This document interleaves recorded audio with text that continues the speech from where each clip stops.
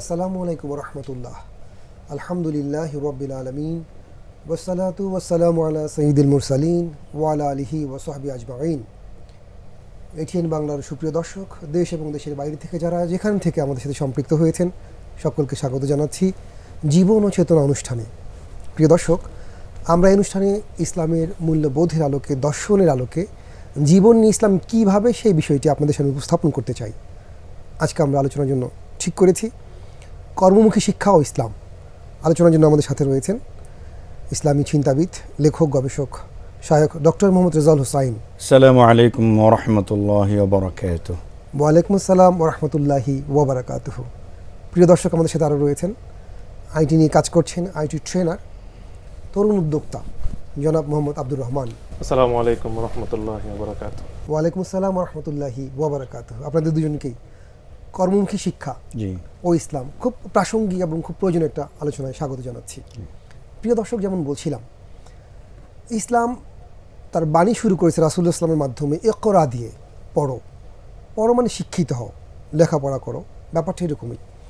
কিন্তু এই শিক্ষা আমাদেরকে কতখানি নিজের জীবনকে সমৃদ্ধ করতে, দেশ জাতিকে সমৃদ্ধ করতে ভূমিকা রাখছে, সেটা একটা প্রশ্ন সাপেক্ষ বিষয়। কারণ আমরা জানি যে একটা জাতি সম্পূর্ণ শিক্ষিত হয়ে গেল, সেই জাতি যদি তার কাজের ক্ষেত্রে দক্ষ না হয়, তাহলে সেই শিক্ষা তাকে শিক্ষিত করে বটে, কিন্তু ব্যক্তিকে বা জাতিকে উন্নত করবার ক্ষেত্রে তেমন কোনো ভূমিকা রাখতে পারে না। আমরা শুরুতে ডক্টর রেজা আপনার কাছে যেতে চাই। ইসলাম তো শিক্ষিত হতে বললো, হ্যাঁ, এটা আমরা রাসূলের জীবন থেকে অথবা কোরআন থেকে সরাসরি এরকম পাইনি যে কর্মমুখী শিক্ষায় গ্রহণ করো, আবার এটাও পাইনি শুধু শিক্ষায় গ্রহণ করো। আসলে শিক্ষার ক্ষেত্রে ইসলাম কর্মমুখী ব্যাপারটাকে কীভাবে বিশ্লেষণ করে বা মূল্যায়ন করে? আলহামদুলিল্লাহ, আসসালাতু ওয়াসসালামু আলা রাসূলিল্লাহ। বাদ, আপনাকে অসংখ্য ধন্যবাদ। খুব জীবন ঘনিষ্ঠ একটা বিষয়। আমরা তো শিক্ষিত হচ্ছি, আমরা বলা চলে যে আমাদের দেশে উচ্চতর ডিগ্রির হার অনেক উন্নত বিশ্বের চাইতেও কিন্তু বেশি। উচ্চতর ডিগ্রি, হায়ার এডুকেশন, এর মানে উচ্চশিক্ষায়ও শিক্ষিত হচ্ছে একদিক দিয়ে, আরেক দিক থেকে বেকারের সমস্যা বেড়ে যাচ্ছে এবং এতটাই মানে বড় সমস্যা বেকার, আনএমপ্লয়মেন্ট প্রবলেম এতটাই সিভিয়ার যে বলা যায় রাষ্ট্রের গুরুত্বপূর্ণ সিভিয়ার ক্রাইসিসের মধ্যে, প্রবলেমের মধ্যে, তার মধ্যে একটা হচ্ছে আনএমপ্লয়েড মানে বেকার সমস্যা।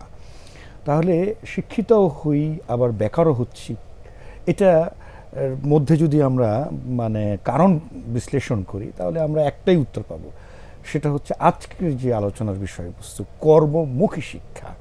অর্থাৎ এমনভাবে আমাদের শিক্ষায় শিক্ষিত হওয়া দরকার যে শিক্ষা বা যে এডুকেশনাল সিস্টেম আমার জন্য একটা ফিডব্যাক নিয়ে আসবে, একটা কন্ট্রিবিউশন নিয়ে আসবে। অর্থাৎ আমরা যদি সোজা কথায় বলি, এটাকে যদি আমরা টেকনিক্যাল টার্ম হলো ভোকেশনাল যে এডুকেশন, অর্থাৎ যে শিক্ষাটা কারিগরি শিক্ষা, যেটা কাজে লাগে, রেজাল্ট ওরিয়েন্টেড। এটা এই কারণে বলছি মোহতারাম, আমি ইসলামের ব্যাপারে একটুখানি আসছি, তার আগে বলে নিচ্ছি, দেখুন আমরা বাংলাতে স্নাতকোত্তর ডিগ্রি অর্জন করছি, কিন্তু চাকরি করছি যে ব্যাংকে।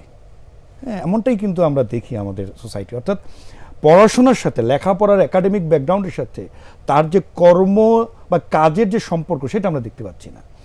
অথচ দেখেন ফার্স্ট ওয়ার্ল্ড কান্ট্রি, আপনি নিজেও সেখানে থাকেন, আপনি জানেন যে সেখানে আমরা কি দেখি, যে বিষয়ে তিনি পড়াশোনা করেন সেই বিষয়ে কিন্তু তিনি জব করেন। অর্থাৎ তার পড়ালেখার একাডেমিক যে স্কিলটা তিনি তার কর্মক্ষেত্রে সেটাকে অ্যাপ্লিকেশন করতে পারেন, প্রয়োগ করতে পারেন, তখনই কিন্তু রেজাল্টটা আসে। অর্থাৎ এই যে কারিগরি শিক্ষা, শিক্ষার যথার্থতা, শিক্ষার যে আসলে আউটকাম বেসড যে শিক্ষা, লার্নিং, এটা আমরা আসলে এখনও করতে পারিনি বলেই অনেক শিক্ষায় অনেক শিক্ষিত হচ্ছি, কিন্তু আমরা বেকারও একদিক দিয়ে বেরোচ্ছে, আমাদের কোনো ন্যাশনালি সেটার কোনো যে আউটকাম সেটা আমরা আনতে পারিনি। এই জন্য দেখুন, ইসলাম আমাদেরকে প্রথমত কর্মমুখী হওয়ার কথা কিন্তু বলে। অর্থাৎ আমরা প্রথমত আলস্যতে থাকবো না, আমরা বেকার থাকতে পারবো না, আমরা অকর্মণ্য থাকতে পারবো না। এক কথায় আল্লাহ তাআলা কোরআনে সূরা হুদে ৬১তম আয়াতে আমাদেরকে নির্দেশনা দিচ্ছেন। আউযু বিল্লাহি মিনাশ শাইতানির রাজিম, বিসমিল্লাহির রহমানির রহিম। আল্লাহ তাআলা বলছেন, হুয়া আনশাআকুম মিনাল আরদ ওয়াস্তা'মারাকুম ফিহা, যে আল্লাহ তাআলা এই পৃথিবী থেকে তোমাদেরকে সৃষ্টি করেছেন এবং আল্লাহ বলে দিচ্ছেন যে ওয়াস্তা'মারাকুম ফিহা, তোমরা এই পৃথিবীকে আবাদ করো। কিভাবে আবাদ করবে? কাজ করতে হবে। কাজ করতে হবে, অর্থাৎ কর্মমুখী হতে হবে, এমন কাজ করতে হবে। লক্ষ্য করুন, ওয়াস্তা'মারাকুম ফিহা, এই শব্দটি যদি আমরা ব্যাখ্যায় আসি, তাফসীর মুফাসসিরগণ বলছেন যে এমন কাজ, যেই কাজ রেজাল্ট ওরিয়েন্টেড, যেই কাজের মধ্যে ফলাফল আছে, যেই কাজ থেকে আমরা ফিডব্যাক পাবো, কন্ট্রিবিউশন রাখবে, এমন কাজ। অর্থাৎ ওয়াস্তা'মারাকুম ফিহা মানে আবাদ, যেই কাজে আবাদ হবে, রেজাল্ট ওরিয়েন্টেড, ফলাফল বেসড, উৎপাদন এক কথায়। এবং দেখুন এই আয়াতটিকে কিভাবে কার্যকর করেছেন আম্বিয়া আলাইহিমুসসালাম, আমরা এখানে অবাক করার মতো বিষয়, কোরআন আল্লাহ তাআলা এখানে দেখাচ্ছেন যে হযরত দাউদ আলাইহিস সালামের কথা স্পষ্ট করে বলছেন যে দাউদ আলাইহিস সালাম তিনি বর্মকে মানে লোহাকে গলিয়ে তিনি বর্ম বানিয়ে তিনি কাজ করতেন। এবং এই আয়াতটি কোরআনে কারীম আল্লাহ তাআলা বলেছেন ওয়া আল্লামনাহু সানআতা লাবুসিল লাকুম, অর্থাৎ আমি এই আল্লাহ তাআলা এখানে বলছেন যে বর্ম নির্মাণের শিক্ষা, বিদ্যা দিয়েছেন, দক্ষতা ওনাকে দিয়েছেন। এবং দাউদ আলাইহিস সালামের বিষয়ে এই আয়াতটি নাজিল হয়েছে। এবং দাউদ আলাইহিস সালাম সম্পর্কে কিন্তু আল্লাহ রাসূল সাল্লাল্লাহু আলাইহি ওয়াসাল্লাম হাদিসে বলেছেন যে তিনি নিজ হাতে উপার্জন করে খেতেন, এবং এই নিজ হাতে উপার্জনটাই কিন্তু কারিগরি শিক্ষা। অর্থাৎ এখানে যে তিনি এই যে লোহাকে গলিয়ে বর্ম বানিয়ে, এটা কিন্তু পুরোপুরি টেকনিক্যাল নলেজ। এই টেকনিক্যাল নলেজটা কাজে লাগিয়ে তিনি উপার্জন করতেন। সুবহানাল্লাহ, অনেক ধন্যবাদ ডক্টর রেজা। কোরআন আমাদেরকে উদ্বুদ্ধ করেছে কাজ করবার জন্য, এবং আমরা নিশ্চয়ই আরও পরে আলোচনা শুনবো। যেতে চাই আব্দুর রহমান ভাই আপনার কাছে। আসলে আমাদের বাংলাদেশে শিক্ষার যে হার ডক্টর রেজা চমৎকার করে বলছেন যে বেকারত্বের হার তার থেকে আরও বেশি। মানে আপনি আপনার একজন আইটি স্পেশালিস্ট হিসাবে বা ট্রেনার হিসাবে আপনি কোন জায়গাটাকে মার্ক করবেন বা কোন জায়গাটাকে নোটিস করবেন, আসলে কারণটা কি, আর ফলাফলটা আমরা কিভাবে চেঞ্জ করে দিতে পারবো? ধন্যবাদ আপনাকে, একই সাথে ধন্যবাদ জানাচ্ছি আমার সহালোচককে। অত্যন্ত সুন্দরভাবে মূলত কর্মমুখী শিক্ষার যে ইসলাম কি বলে এই বিষয়ে তিনি আলোচনা করেছিলেন। সো মেইন ব্যাপার হচ্ছে মূলত শিক্ষিত হোক অথবা স্কিল হোক, সে আসলে এই শিক্ষার পরে কোথায় যায়? ইন্ডাস্ট্রিতে জব করতে। এখন আসলে ইন্ডাস্ট্রি কি চায়? ইন্ডাস্ট্রি চায় আসলে সে তার একটা প্রবলেম আছে, সেটাকে সলিউশন করে দিতে পারবে, তাকেই মূলত ইন্ডাস্ট্রি জব দেয়। আর এই প্রবলেম সলিউশনটাই হচ্ছে মূলত দক্ষতা। তো আপনার একটা ডিগ্রি বলেন অথবা হচ্ছে যেটা আমরা এডুকেশন সিস্টেম ট্র্যাডিশনাল যেটা দেখি, এই ডিগ্রিটা হয়তো আপনাকে ইন্টারভিউ কল নিয়ে আসবে, কিন্তু ইন্টারভিউতে আপনাকে পরিপূর্ণভাবে রিপ্রেজেন্ট করা, অ্যাট দ্য সেম টাইম হচ্ছে জব পাওয়া, এই টোটাল প্রক্রিয়াটা কাজ করে হচ্ছে দক্ষতার উপরে বেস করে। সুতরাং এইটাই মূল বিষয়। আপনি একটু আগে একটা বিষয় বললেন, সেটা হচ্ছে যে বাংলাদেশে যে পরিমাণ শিক্ষার হার তার থেকে বেশি হচ্ছে বেকারত্বের হার। এবং আরেকটা বিষয় আমি বলি, সেটা হচ্ছে যারা উচ্চ শিক্ষিত তাদের বেকারের হার বেশি। মানে যদি আপনি দেখেন যে স্নাতক বা স্নাতকোত্তর, এই স্নাতকোত্তররা সব থেকে বেশি হচ্ছে বেকার। এটার অন্যতম কারণ কি? অন্যতম কারণ হচ্ছে যে মূলত একটা ইন্ডাস্ট্রি, আমি আমার একটা কোম্পানি আছে, পাশাপাশি আমি যেহেতু ট্রেনিং করাই, ট্রেনিং সেক্টর আছে। সো অ্যাজ এ কোম্পানির ছোট্ট একটা পোস্টে থাকার মাধ্যমে যেটা বলতে পারি সেটা হচ্ছে আমরা আসলে কি চাই, বা একটা ইন্ডাস্ট্রিতে যারা পরিচালনা করতেছে তারা আসলে কি চায়। তারা চায় হচ্ছে তার স্পেসিফিক একটা জায়গাতে প্রবলেম সলিউশন করবে এরকম একটা ব্যক্তি। এখানে আসলে ডিগ্রি কোনো মানে তার ডিগ্রিটা হচ্ছে তাকে জাস্ট এই জায়গা পর্যন্ত নিয়ে আসার জন্য কাজে লাগে, কিন্তু যখন আপনি ইন্ডাস্ট্রিতে ঢুকবেন তখন অবশ্যই আপনাকে কাজটা জানতে হবে। এটা হচ্ছে মেইন। সো সেই ক্ষেত্রে দেখা যায় আমাদের দেশের সবথেকে বড় যে প্রবলেম, যদিও এই প্রবলেমটা সলিউশন করার জন্য অর্থ মন্ত্রণালয় থেকে বিভিন্ন প্রজেক্ট তারা নিয়মিত কাজ করতেছে, যেমন হচ্ছে SCIP, SICIP, SIEP। সো এরকম বিভিন্ন প্রজেক্ট তারা কাজ করতেছে। তারা আসলে কেন কাজটা করতেছে? মূল বিষয় হচ্ছে যে বাংলাদেশে 30% উপরে বেশি কোম্পানি যারা তাদের গ্রোথ নিয়ে আসতে পারতেছে না শুধুমাত্র তারা দক্ষ জনবলের জন্য।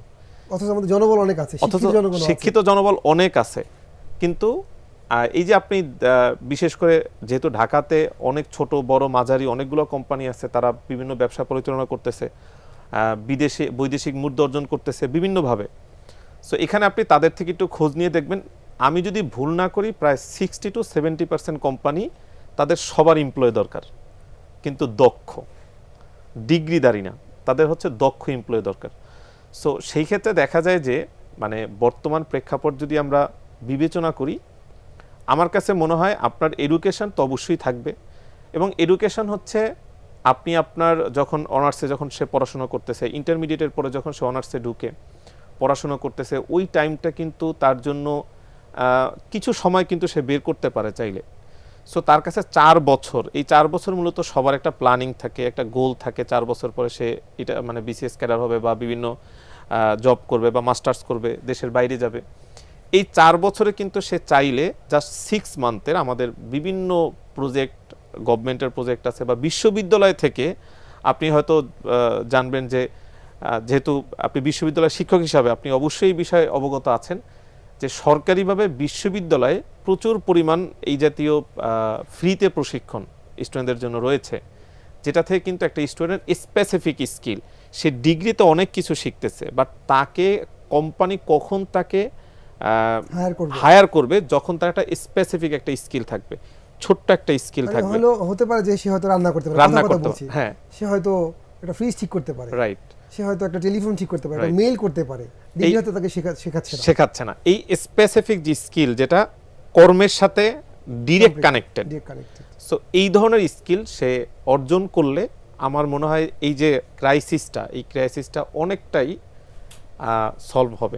অনেক ধন্যবাদ আব্দুর রহমান। আমরা যেতে চাই ডক্টর আপনার কাছে আবার, যে আপনিও বলছিলেন সুন্দর করে নবীদের জীবনে আমরা কর্মমুখী কাজেরই সম্ভাবনা বেশি দেখি, একটু ভুল আমাদের হয়ে যাচ্ছে কিনা। আমরা শিক্ষা বলতে শুধু সাধারণ শিক্ষাই কেন করছি, কর্মমুখী শিক্ষা কি শিক্ষা না, মানে এটা আমাদের চেঞ্জে বা চিন্তা আসে না কেন, এটা একটা বিষয়। একটা হলো আপনি যদি ইসলামিক চিন্তাবিদ, আপনি নিশ্চয়ই দেখেছেন যে মুসলিমরা বিভিন্ন সময়ে অশেষ উন্নতি করেছে, মানে সেক্ষেত্রে তাদের শিক্ষা ব্যবস্থাটা কেমন ছিল, আমরা এখন কিভাবে নিয়ে আসতে পারি সেই শিক্ষা? খুব ভালো একটি বিষয় এনেছেন, এই জন্য যে আমরা যদি আমাদের ইতিহাসকে পর্যালোচনা করি, আমরা একদিকেই আমরা ইলমুদ্দিন বলতে এটাকে কনভার্ট করি, মানে দ্বীনের ইলম যেটা কোরআন এবং হাদিস, এবং যেটা শুধু মাদ্রাসা এবং মক্তব কেন্দ্রিক, এরকম একটা বিষয়কে আমরা যেন রিলেট করে নেই। এবারে আমরা কোনো শিক্ষাকার দিনই শিক্ষা মনে করতে চাই না। এই যে ভোকেশনাল ট্রেনিং, এখন আমাদের আব্দুর রহমান ভাই যে আইটি সেক্টরের কথা বললেন, তথ্য প্রযুক্তির কথা বললেন, এইসব বিষয়গুলোর সাথে আমরা রিলেট করতে চাই না ইসলামের জ্ঞানকে, ইসলামের যে জ্ঞানের যে জগৎটাকে, কিন্তু বিষয়টা কিন্তু তা নয়।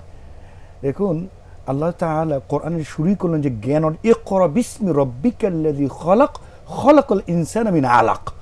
দেখুন আল্লাহ তাআলা বলতেছেন জ্ঞান অর্জন করো আল্লাহর নামে, এর পরের সাবজেক্ট ম্যাটারটা কি নিয়ে আসলেন? মেডিকেল সায়েন্স, মানব সৃষ্টি রহস্যের কথা বললেন, অর্থাৎ সরাসরি আল্লাহ তাআলা বিজ্ঞানের দিকে চলে গেলেন। তা এই বিষয় দ্বারা আমরা কি বুঝতে পারলাম যে এমন জ্ঞান, যে জ্ঞান যেটাকে আমরা সায়েন্স বলি, বিশেষ জ্ঞান, সায়েন্স যেটা মেডিকেল সায়েন্স, সেই দিকে নিজেকে যেন সম্পৃক্ত করা। কোরআন আল্লাহ তাআলা যে আয়াতটি 4 জায়গায় বলেছেন, হুয়াল্লাযী বাআসা ফিল উম্মিয়িনা রাসূলাম মিনহুম ইয়াতলু আলাইহিম আয়াতি ওয়া ইউযাক্কিহিম ওয়া ইউআল্লিমুল কিতাবা ওয়াল হিকমা। রাসূল সাল্লাল্লাহু আলাইহি ওয়াসাল্লাম 4টি ধাপে তিনি তার সাহাবীদেরকে তৈরি করলেন। একটা হচ্ছে কোরআন তেলাওয়াত শেখালেন, তারপর তার সেই আলোকে তাদের চরিত্র তৈরি করলেন, তারপর তাদেরকে অধিকতর কোরআনে জ্ঞান দিলেন, ওই আল্লিমুল কিতাব ওয়াল হিকমা, এবং প্রজ্ঞা তাদেরকে দিলেন, অর্থাৎ প্রজ্ঞাশীল করলেন। এই প্রজ্ঞা যখন আমরা উইজডম, এই উইজডম শব্দের মধ্যে কিন্তু শুধুমাত্র আমরা বলবো যে এটা মানে সুফিতাত্ত্বিক বা তাজকিয়া রিলেটেড কিন্তু জ্ঞান নয়, বা শুধু রিসার্চ নয়, এই প্রজ্ঞার মধ্যে সায়েন্স আছে, মানে wisdom couldn't be wisdom unless সেখানে সায়েন্স যদি না থাকে। এখানে বিজ্ঞান বিশেষভাবে তার অবস্থান থাকতে হবে, বিজ্ঞান ছাড়া কখনো প্রজ্ঞা হয় না।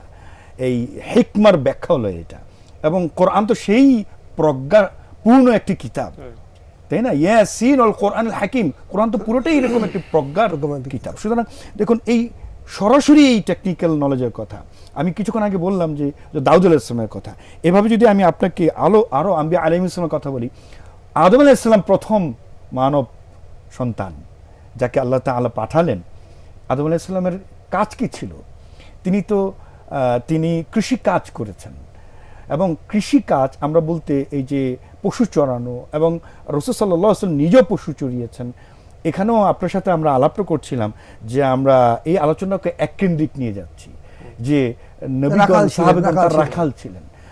আসলে বিষয়টা কিন্তু এমন নয়, তারা কিন্তু ফার্মিং করছেন, তারা কিন্তু কৃষিতে তারা অবদান রাখছেন। একটু আমি বলতে চাই যে হাবিলের কিন্তু ফার্ম ছিল, যখন সাদগার কথা আসলো সে তার হৃষ্টপুষ্ট সব গরু নিয়ে গেলেন।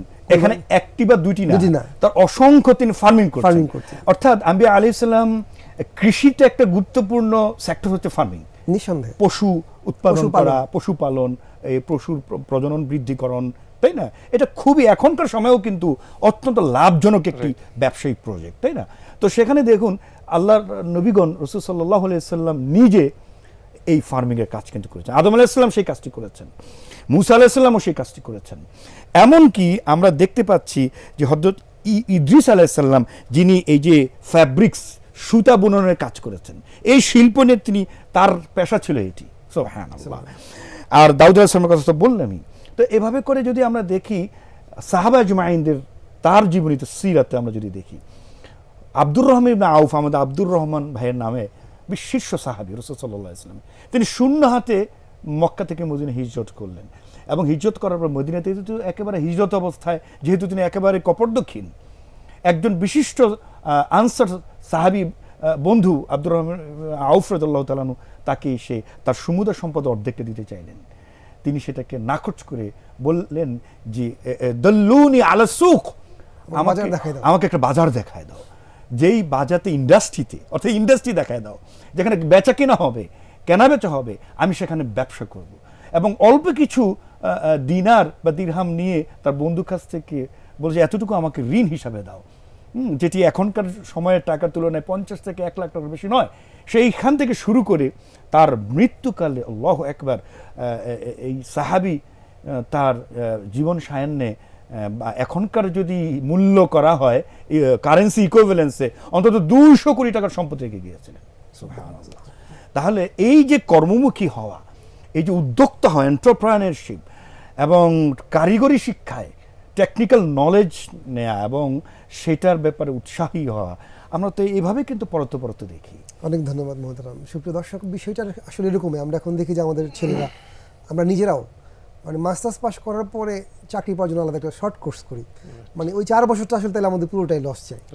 আমরা যদি ইন্টারমিডিয়েট পাস করার পরে একটা টেকনিক্যাল কোর্সই করি, তাহলে আমরা 2 বছর 3 বছর আগে জীবন শুরু করতে পারি, আমাদের জীবনটাও ব্যর্থতায় হতাশায় কাটে না।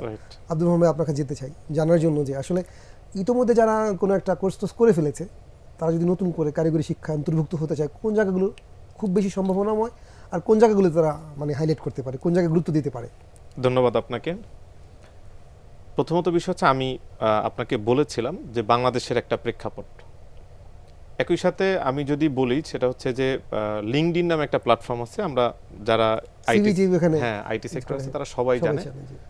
সো ওখানে একটা রিপোর্ট আমি দেখলাম, এবং খুব তাদের রিপোর্টটা নিয়ে তারা অনেক বেশ কিছু ওখানে ব্লগ আছে, তো অতটুকু তো বলার সময় নেই, আমি জাস্ট শর্ট বলতেছি। লিঙ্কডইনে হচ্ছে মেইনলি যারা নিয়োগকর্তা তারা ওখানে সার্চ করে হচ্ছে স্কিল পিপলদেরকে তারা হায়ার করে, বা যারা যে কাজের জন্য দরকার সেটা হায়ার করে। তো ওই লিঙ্কডইনে 25 থেকে 30% স্কিল ভিত্তিক সার্চ বাড়ছে, এবং এটা তারা ধারণা করতেছে আগামী 5 বছরে 60+ সার্চ বাড়বে স্কিল ভিত্তিক। শুধুমাত্র একটা প্ল্যাটফর্মের কথা আমি আপনাকে বললাম। সো এটার মাধ্যমে আসলে আমরা কি বুঝি, সেটা হচ্ছে মানে আমাদেরকে আগে ইন্ডাস্ট্রি অ্যানালাইসিস যদি আমরা করি থাকি, আমরা যারা এই সেক্টরে টুকটাক কাজ করতেছি, সো কিছু প্ল্যাটফর্ম মানে বাংলাদেশে আপনারা দেখতে পাচ্ছেন, সেটা হচ্ছে কিছু নতুন না, বেশ অনেক বছর যাবত ফ্রিল্যান্সিং এরকম আমরা শুনি, ডিজিটাল মার্কেটিং, আউটসোর্সিং, এরকম বিভিন্ন সেক্টরে আমরা কাজের বিষয়টা শুনি, দেখি।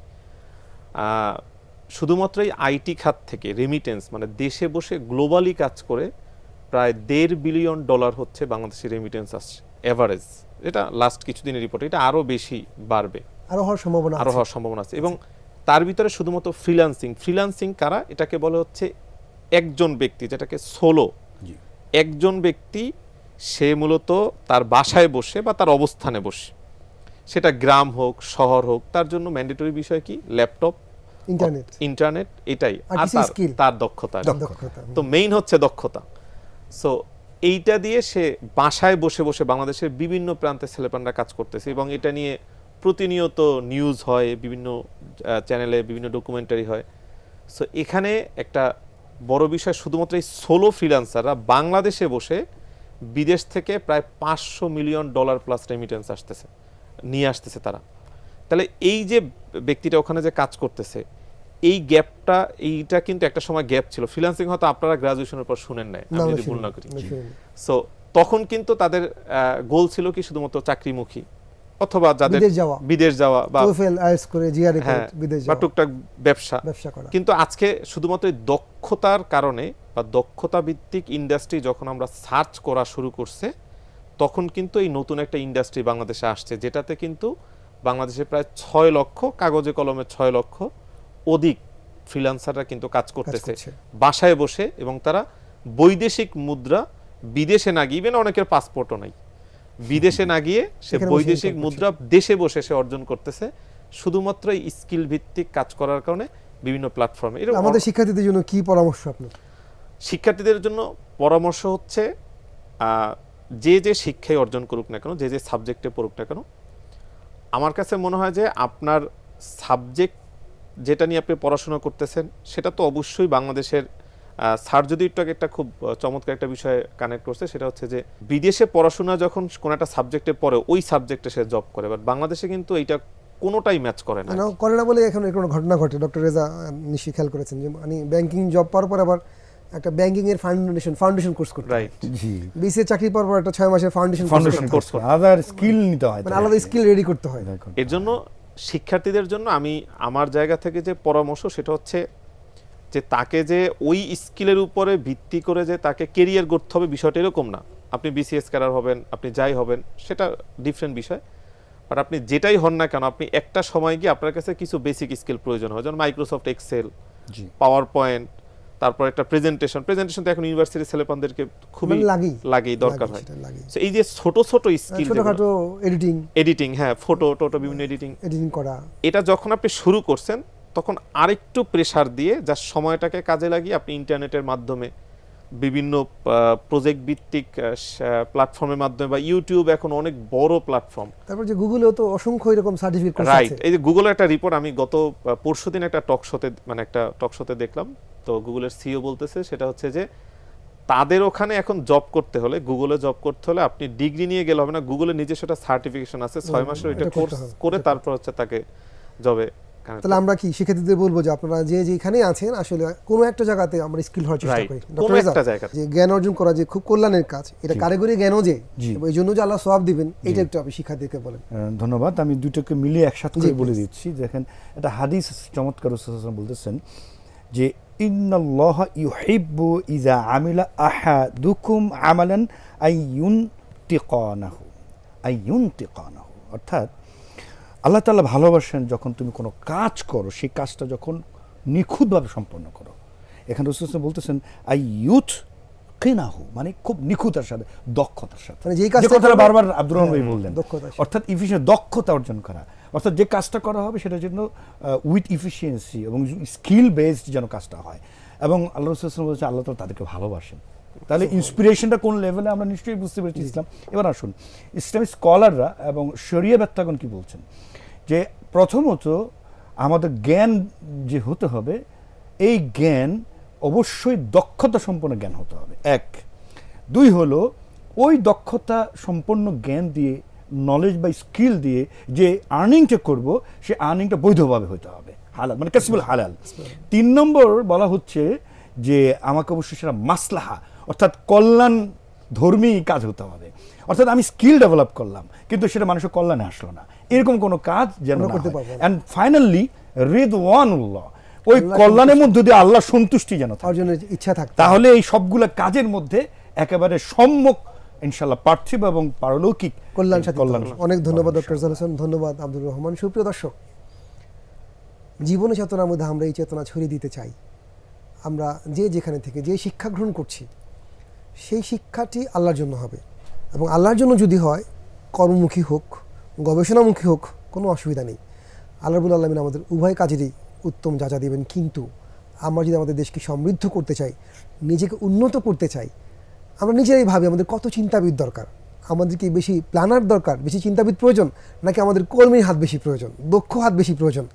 আমরা স্থিরভাবে চিন্তা করলে বুঝতে পারবো প্ল্যানার খুব বেশি প্রয়োজন আমাদের দিনে।